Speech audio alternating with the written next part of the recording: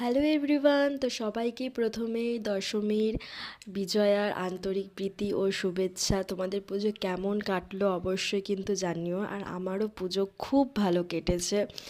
বিশেষ করে ওয়েদারটা খুব একটা ভালো ছিল, মানে এতটাও আশা করিনি যেরকম ওয়েদার রিপোর্টে দেখেছিলাম। তো যাই হোক, ভীষণ ভালো কেটেছে।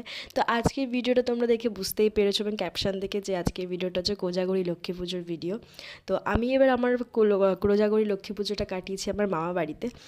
তো বেশিরভাগ টাইমই আমি দশমীর পরের দিন মামা বাড়ি চলে যাই এবং সেখানে থাকতে ভীষণ ভালো লাগে। অনেক লোকজন, তো ভীষণ ভালো লাগে থাকতে।